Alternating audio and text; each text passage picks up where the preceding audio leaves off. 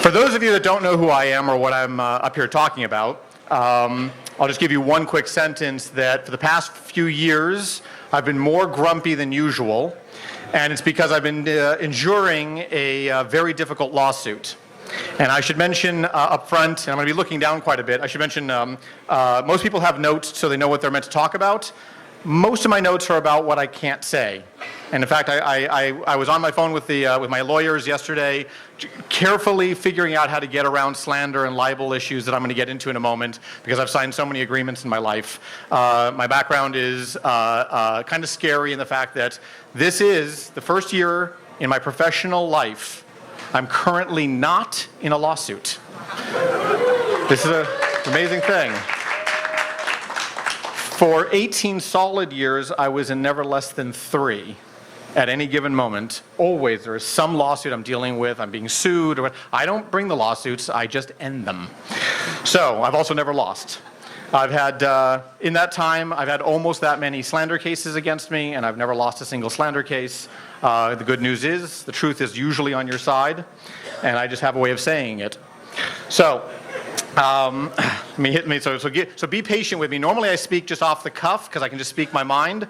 I have to kind of be careful, because I'm going around mines in the ground.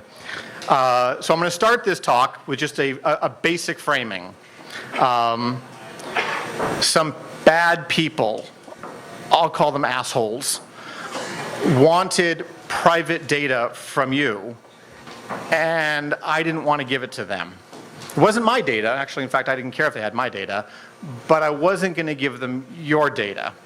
And that turned out to be a really bad thing. This is before Snowden, before all this all started about 4.5 years ago.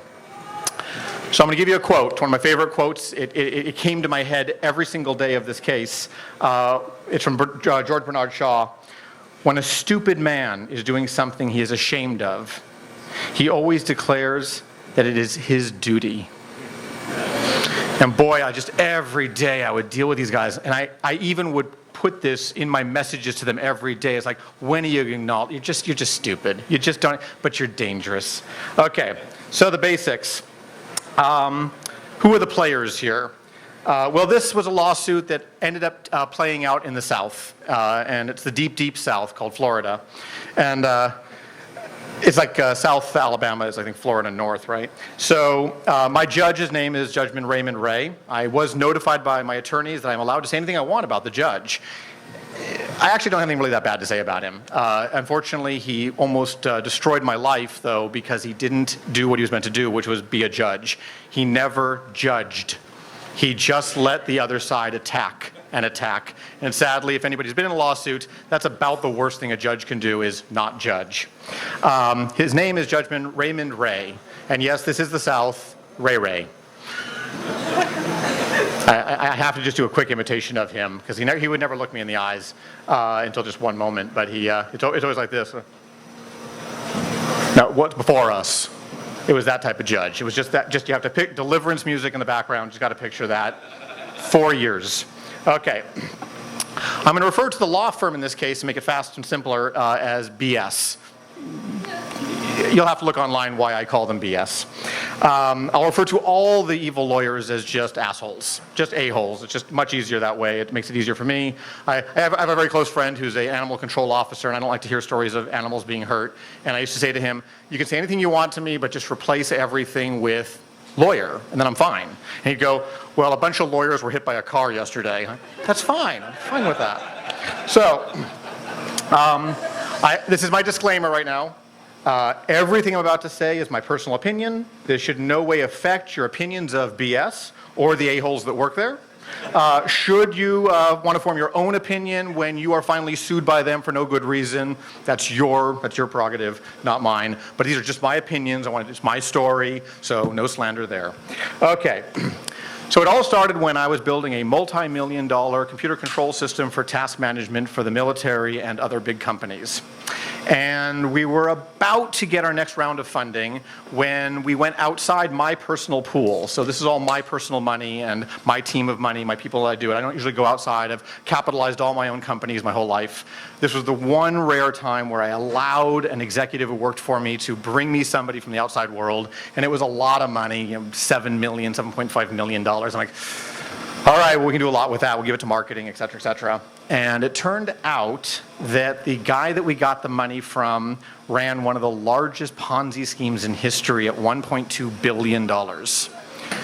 Yes, and he has wreaked as much havoc as the Madoff case. Most people here on the West Coast won't know about it. You guys know about Madoff because it was so big and so famous that, in fact, it made it boring to talk about Ponzi schemes for everybody else, that could become boring. So, this guy's name is Scott Rothstein, and everything about him is so over the top. And everyone can tell, like, I just have no relationship to this guy. But he's got a lot of money, and he loves what we're doing. And I'm going to jump around a little bit here, I warn you now, so you have to piece some of the stuff together in your head.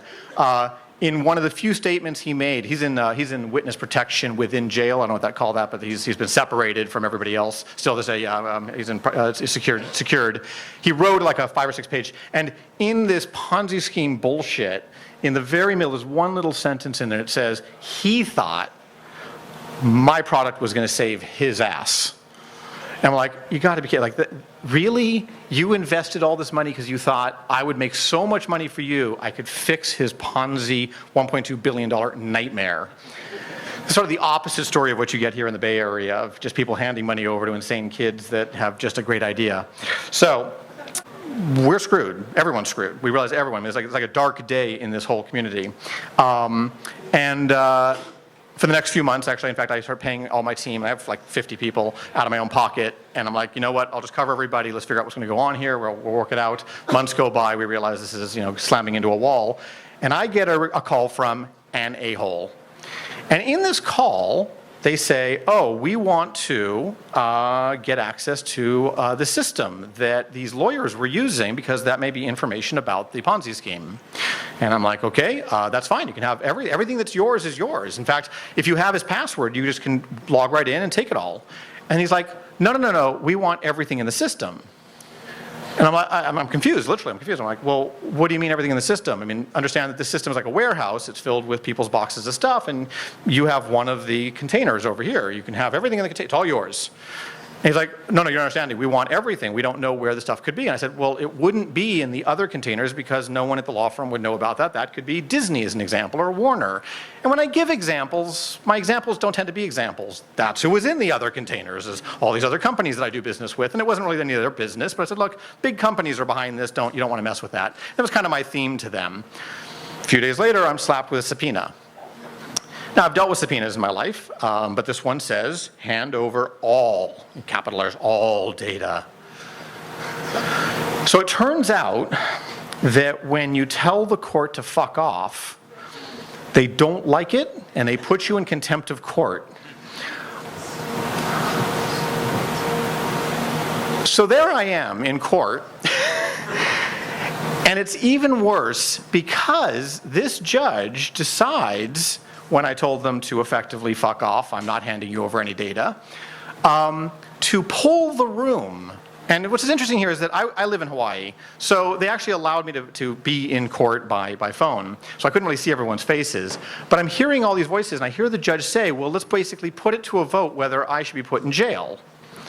I'm like, what am I being put in jail for? Because my complaint was, effectively, you don't get to ask for people's private data in the first place. That's a Fourth Amendment issue.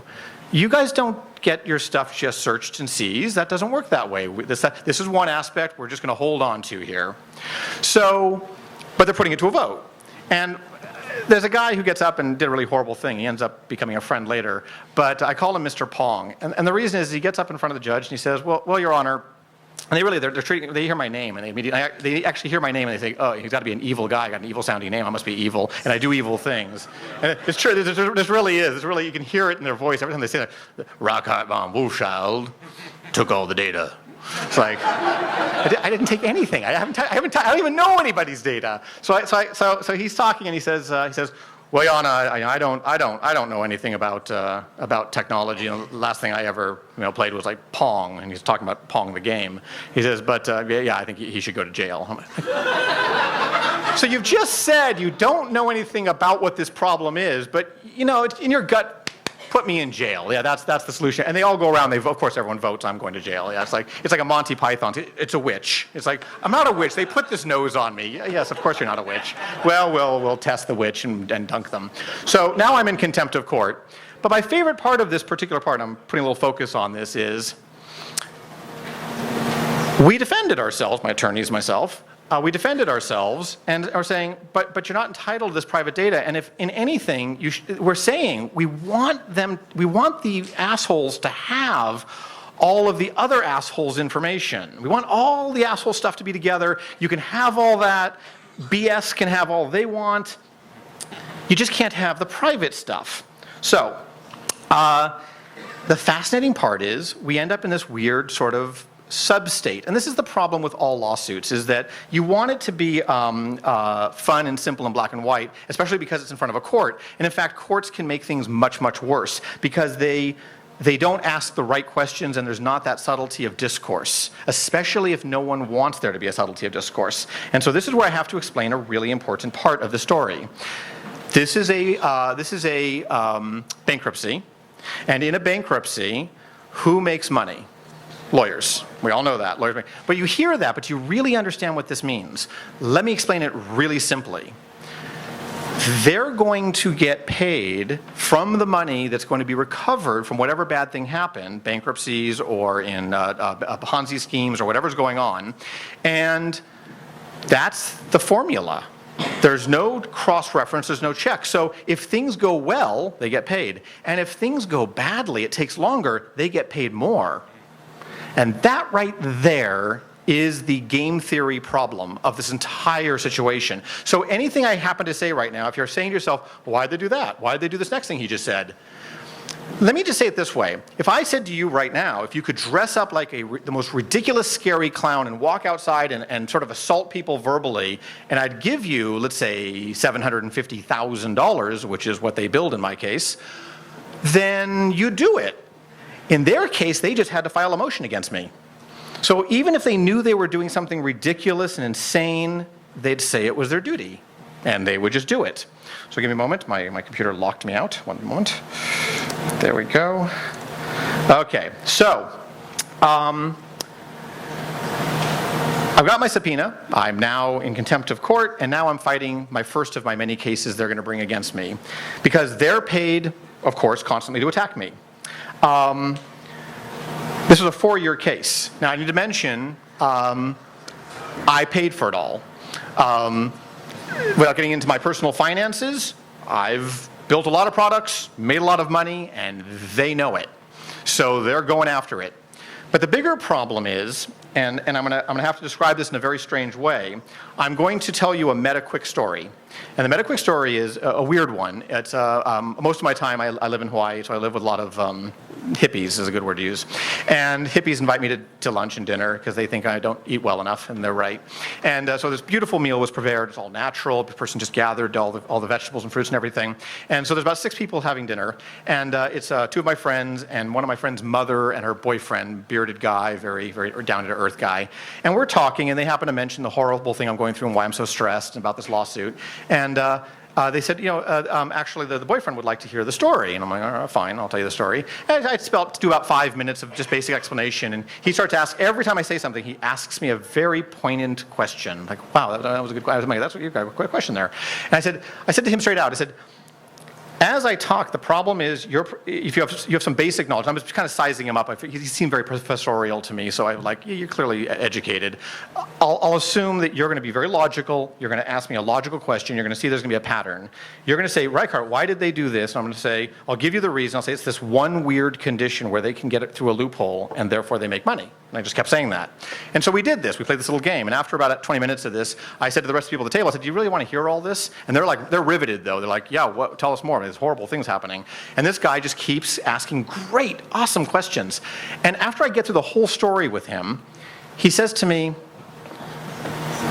why are you doing this? Like, you could just give them the data.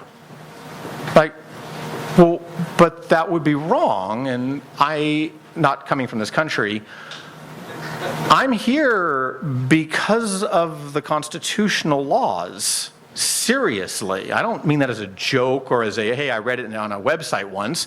I read through them myself as a teenager and said, because I had a choice of where I could live in the world, and I'm like, no, this is the best of the worst countries in the world.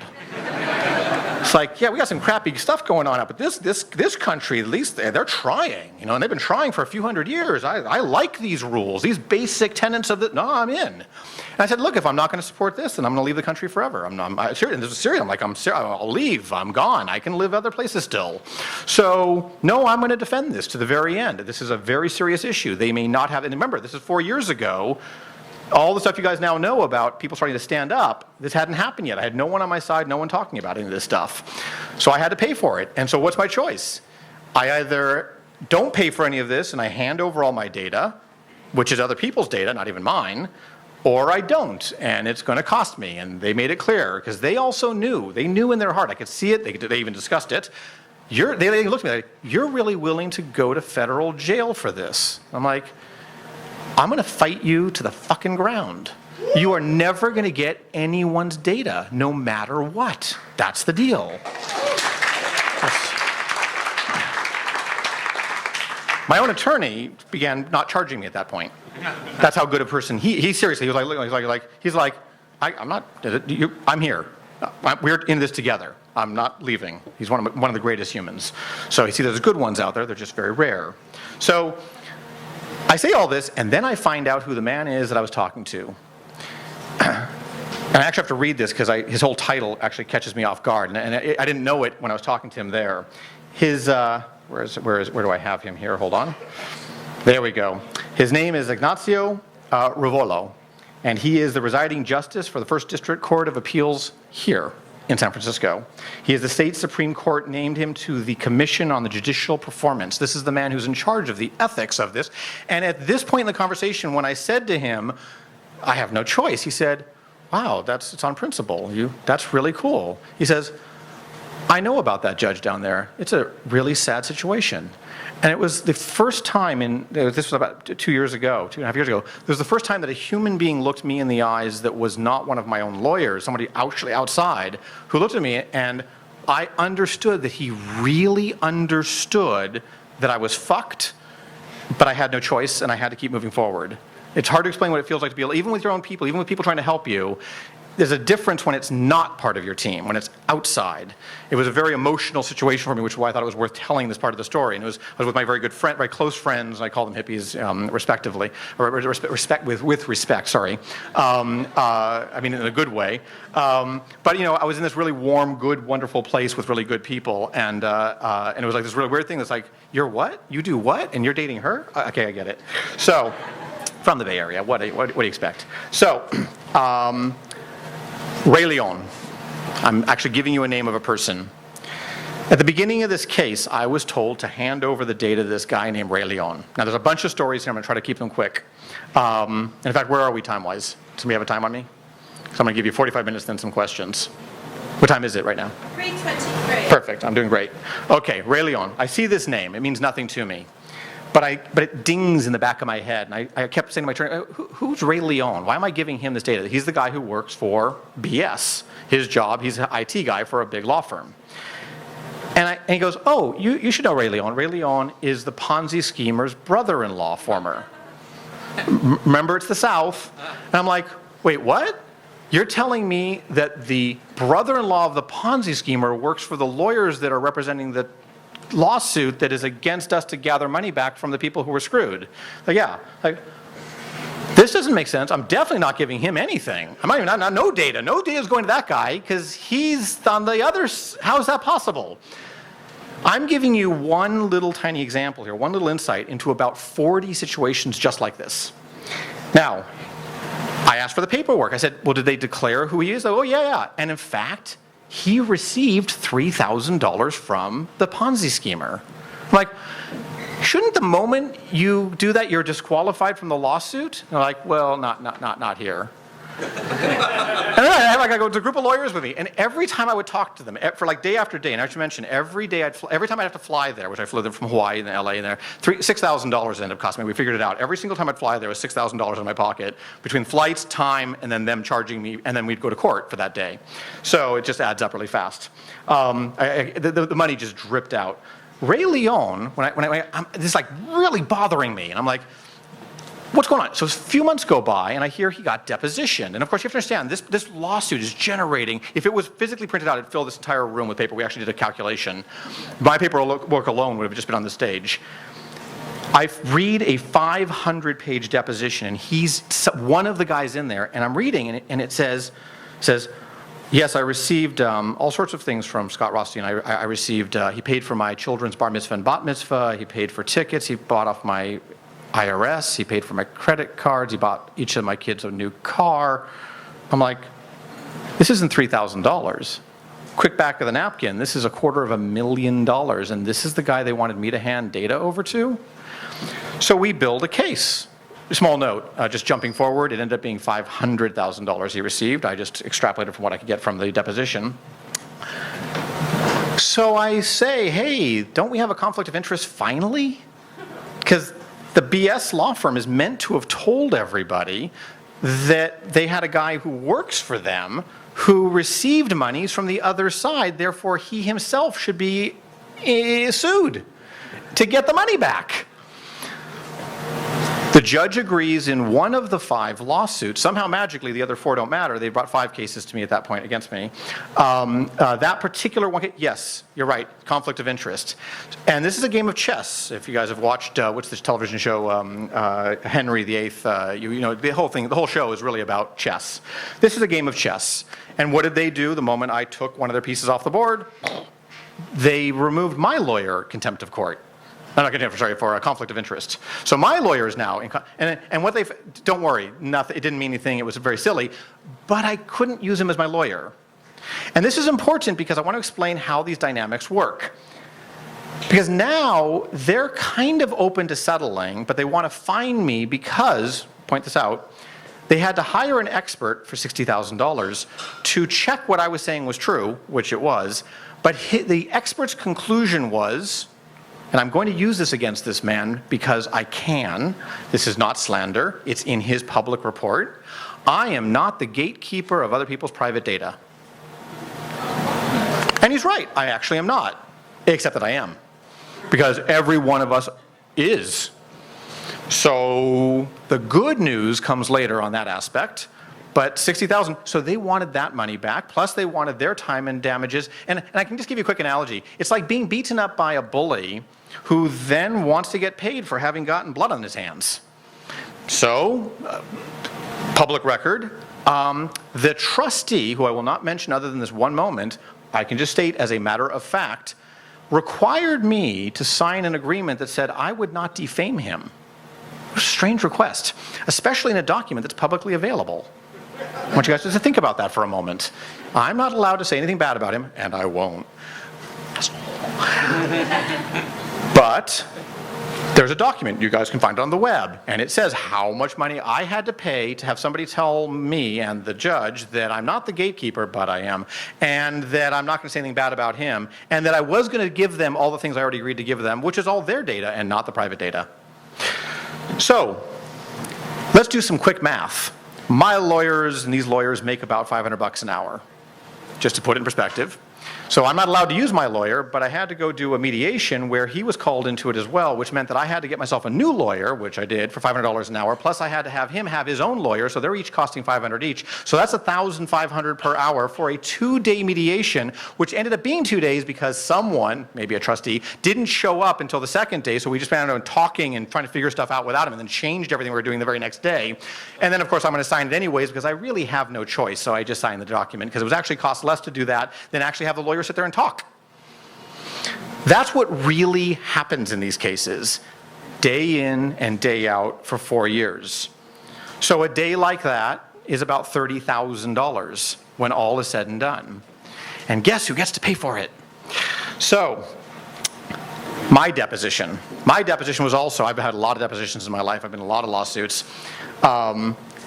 The funniest thing, this was one of the weirdest things that was funny to me, is that these guys tag team depoted me, and it's hard to explain. People think they see it in a movie and they understand what a depo is like, but a depo is this magic ability for the Gestapo to ask you anything they want to ask you, and if you don't answer, you're back into contempt of court, double, I guess, in my case.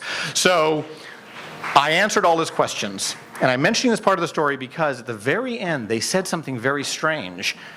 In my opinion, they're pure evil. Again, my opinion. But they actually said, you're honest. Like, you answer everything. Like, yeah. And I had to correct him. In fact, I have to deviate here for a second.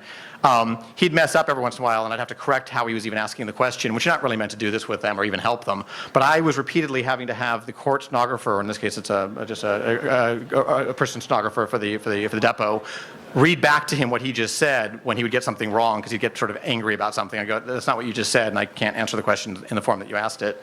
So the funniest thing is I'm both a pleasure for a lawyer and a nightmare, which is that my lawyer actually said nothing through the whole thing other than when he has to, because he knows, A, I won't say anything wrong. First off, I only speak the truth. I just basically just say stuff, so I don't really have to think about it. Like, well, here it is. This happened. You can look this up. I'm kind of boring that way. But also, I always pause for a couple of seconds before I answer anything anyways, just in case a lawyer wants to say something. Remember that tip for the rest of your lives. But also just speak the truth. So, but they say that, and even both my attorney and myself are like, right, you know we're telling the truth, so why are you being dickheads? Well, they're getting paid $500 an hour, and especially every time I put up a fight, you can actually, genuinely, it's not a joke, I'm not making a reference, smiles appeared on their face every time I would fight. The more I fought back, the more they'd smile, because they thought they could get away with this in private. Basically, they were beating me up in a private court in a little place in Florida, Fort Lauderdale. Okay. So I called that last story, The Barrel Full of Lawyers. My day in court. They know about Bill. They know I love Bill. I was doing Bill at the Queen Mary, and they did everything in their power, clearly, because they filed it on a Friday night, a request for me to be taken by a marshal. And so I did some things on my side while I was giving the Bill talks. I was at nighttime writing responses to motions and having things filed for Monday morning, and that was why I was a bit stressed. That was several years ago. Last year, a little more complex. I actually had to go there in person. And of course, they timed it wonderfully so that I couldn't attend a Bill. And because again, they knew what I loved because they got to ask me and things. Go, what do you do? It's like when you do depositions, you have to hand over your whole life, and then they get to use it against you. It's wonderful. So, my day in court was the surprise for them. They come at me, and they decide they are going to put the flames on heavy. And up to this point, I hadn't been revealing who the clients, who the people were that had their data stored in my system were, because they don't completely, I think, believe or comprehend. I couldn't figure it out when I would talk about what I've made and who I work with. So I had about 48 hours total to tell all the people that were already using my system, which I had warned them in emails before so they could talk to me, that this weird thing was happening where your data to all these different companies was being asked for. So I put the word out, and the next day we're showing up in court, and I fly down there, and again, another $6,000. And this time, court's like this, except normally it's empty. There's a judge up here, and the room's empty because no one really cares. And there's a couple of lawyers and a couple of my lawyers, and they introduce themselves, and they introduce me. This is the guy who's being a pain in the ass. And this day was different. It was like a wedding. My side had 20 people in suits. I didn't even know who all of them were. But they showed up when I said, you know, this has gotten really serious. And so court starts. And this very tall, I don't know if you guys know who Ralph Nader is, most of the older people here do, but picture Ralph Nader looking guy, acting guy, gets up very, very, very nice. I'm actually mimicking my own attorney describing this. He says, he got up in this federal court and he took the microphone and he looked around like, this looks like a familiar place, but it's not my place. And he tells the judge, he goes, hello, Your Honor, I'm the assistant attorney for the Department of Justice. I represent the Army, the Air Force, the Navy, and von Wolfsheild. You can't have the data. And the judge, for the very first time, does this. You're me. Because he just realized that the Department of Justice is standing in his courtroom and not happy. And there's a lot more lawyers over here. But my favorite part is the asshole's response to this. At which point they think this And I should mention the judge is a military man, so he actually stood up, gave this man his full attention. This was the moment to make a joke. Well, Your Honor, we didn't bring an army with us. And the whole room was like, what? Like, that's your response to the DOJ telling you, back the fuck off? And then attorney after attorney got up. Hello, Your Honor, I represent British Telecom. Hello, Your Honor, I represent this, contractor. I represent this. As their brains began to comprehend who it is I work with and who it is I build products for. I'd been telling them, but this changed it so much that the judge was now, I've never seen him pay attention. I'd been in front of him many times. He's sitting there and he says, I'm issuing a comfort order. And everyone in the room just looked around. And apparently we were done, which was weird for me. And my attorney looked at me and I looked at my attorney and then I looked at my other attorney because I have two attorneys at that point. And what was that? He goes, we're leaving now. What's a comfort order? We don't know. So we get outside and the Department of Justice, the attorney from the Department of Justice looks at me and goes, I don't know what just happened. And so we're all saying, what's a comfort order?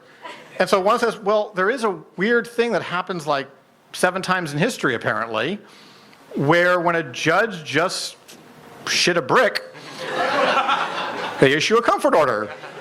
Makes them feel comfortable. That is apparently the meaning of it. It basically means things have gotten so scary and bad and gone in the wrong direction that the judge is not educated enough to make a decision at this moment, and so everyone go home for a while until something new gets written up. And that's where it sat. So they did that.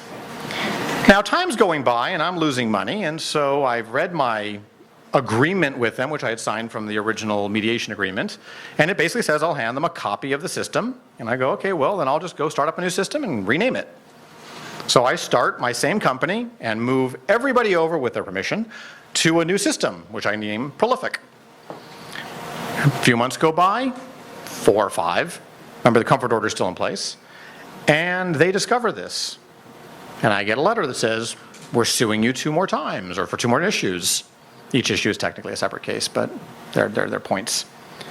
And I'm like, now you're suing me for doing what I want to do.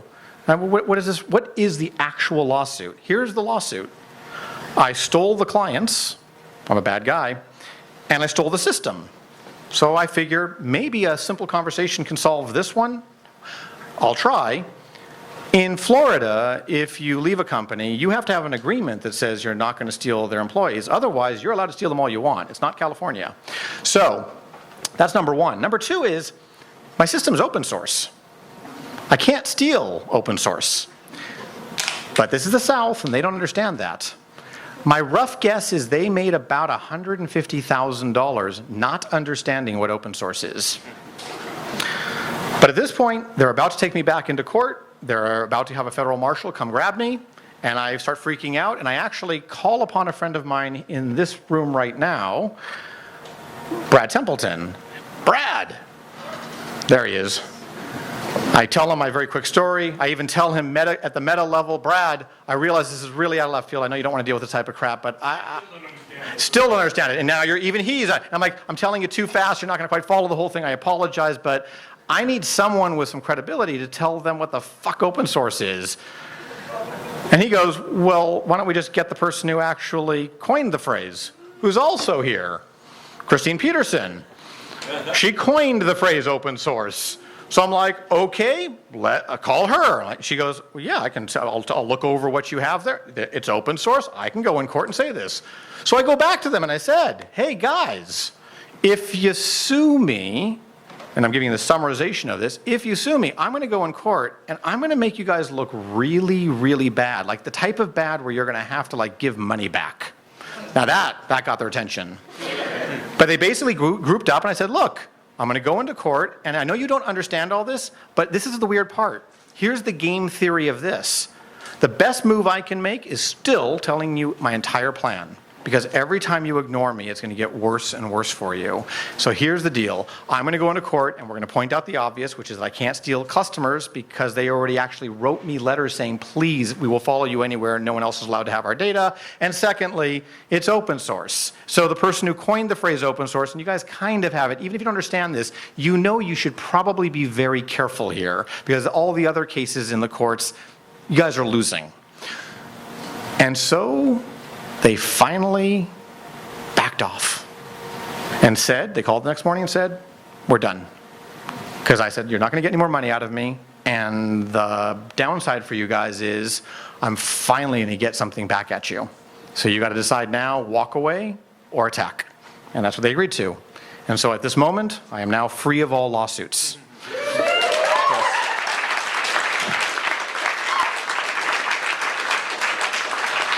In that time, I have handed over not one iota of information.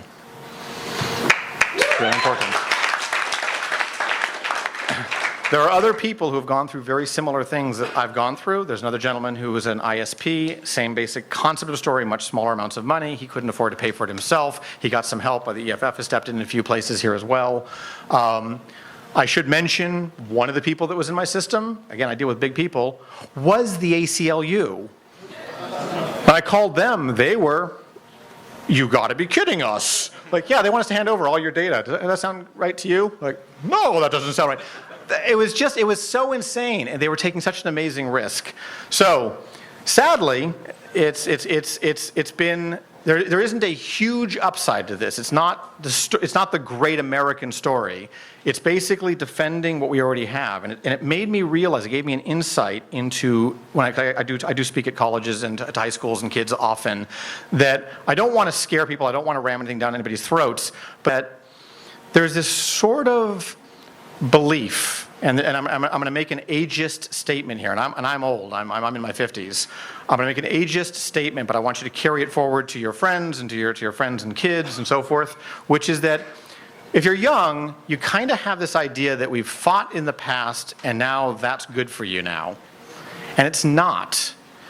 Every one of us has to fight for every one thing that's been fought for in the past again and again and again. You never get to rest. That's the deal.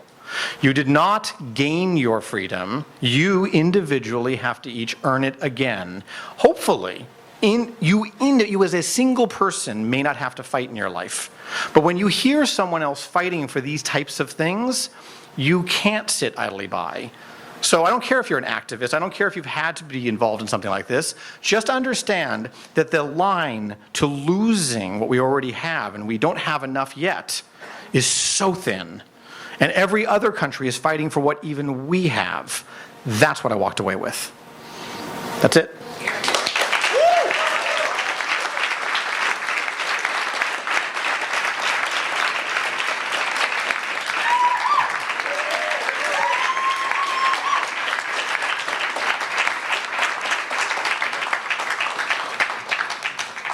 So what time is it? 42. Perfect. I will answer some questions. Yeah. Yes, if you want to actually, okay, we can range either way. Does anybody actually even have any questions? I see a question. How many bits is it in iota? An iota is, that's Greek for, I think, the smallest of anything, just to be defined. Yes, but I didn't know the answer. Yes. Question, yes. Gandhias never went to jail for me, but if I become one of your customers, I really appreciate what you do. Thank you. I'm going to repeat what he said because I know the microphone and so forth. He's just thanking me and saying, it wasn't one of my customers, but he'd be thankful if there was somebody like myself. A friend of mine who's one of the heads of the largest security company in the world, he's the one who came up with the title, Would Your Software as a Service Provider Go to Jail for You? Because that's how he views my talk, and he wants the New York Times to do an article. I actually am not interested in the fame at all, never had, my whole life I'm not really interested in fame. And in fact, I can now answer a question I have not answered until this case was over. I've done some television shows, and one of the shows I did was for the History Channel, a couple of seasons. And I'm going to say two quick things about it. Number one is a lot of people have asked me, because they know my personality, that I have no interest in the fame side. And they're like, why the hell would you do a television show for the History Channel? I needed the money.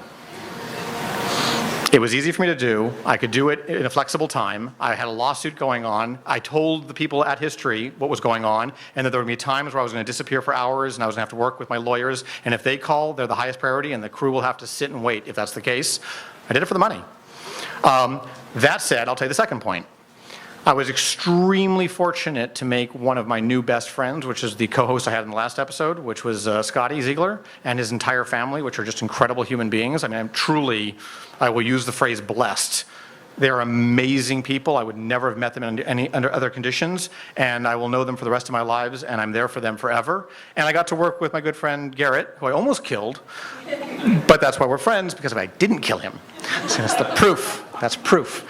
So, but I've always not answered that question. Why do you do that? Yeah, it's interesting. We'll try it. No, reason is it paid real well and well enough for me, so it offset my legal bills at the time. So there's a bunch of things I've done. I don't know if I'll do much television in the future. Of course, now that I've done that, I get asked a lot more. I can speak on my feet, obviously, but it is a very weird world. And I know this isn't part of this talk, but I'm just going to delve into it just for a second, which is my favorite part, and it's the part that I want to bring back to Bill.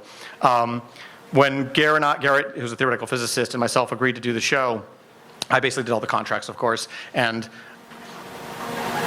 we got a great contract out of it all, much to the dismay of everybody else. But again, they didn't realize just what my knowledge was in negotiating contracts. But one of the few things we put into the agreement that was a bit strange, but was to protect Garrett and myself, was we have final word on science. And I just want you guys to know that one of the coolest things I felt about the entire thing was that we had the power to stop them. And it was fascinating watching it in action, where a crew of 30 people would be trying to say something that was just pure bullshit in my mind. And I was like, that's not true. That's not how that works. And both Garrett and I had the final veto. We're like, we're calling the world of science, that's not true. We get to say what's true, done. They're like, they all go, we actually had this, they go, oh. But science is better. Give us a moment. We'll figure out how to explain it to the public so that it's still ridiculously over the top the way you like it. So we did. We would actually do this. So that was one of the cool things, and we did. And they respected their side. And they actually wanted it. History really wanted it accurate, but production companies, they just want to get paid and get out the door and film their stuff. So that was kind of cool. The more recent thing I've been doing is I'm working with Raw Science, and I've been doing a show with them called the Science Table, and I get to take amazing scientists and interesting people in the world and get them to ask each other questions, and I sort of just moderate it. And we don't know, it's kind of an amorphic thing. We're playing with it right now. I got to interview one of my good friends here, Rob Ferber, who's the actual designer of the Tesla car, and he's one of our BIL patrons. And I got him, and I got Moby to ask him questions, the musician. It's very strange, but it was really cool because Moby really was genuine and asked these awesome questions from a view. See, I can't ask those. Many of us here can't really ask smart questions because we know too much, or we don't know enough, and then we pretend we know something. He was completely genuine, and he just asked these. I mean, I actually sat there kind of with my jaw open going, wow, that was a good question. I wish I wouldn't have thought to ask that. So I've gotten to do that several times, and I hope to grow that. We'll see. But that's about my extent in that field for the moment. But all said and done, and I started this whole talk with this, and I'm going to stop. The talk that went right before me, talking about creativity, talking about the research being done there, that's why I'm here. That's why I was part of getting BIL started in the first place and the amazing team. I will only do things in my whole life going forward. That's all I do. I will only do things that involve teamwork. If everyone else isn't going to go with me, I don't care if we're going in slightly different directions. That's not a problem. Herding cats, we all do it. What I care about is that we understand that even if we're going in a slightly the wrong direction, I'd rather be doing it as a group. And this effectively ends up, even in television or science or BIL or all these topics in my universe, that's what motivates me. And I'm extremely lucky that this type of structure is in place. So I personally thank you guys for making this happen. Thank you.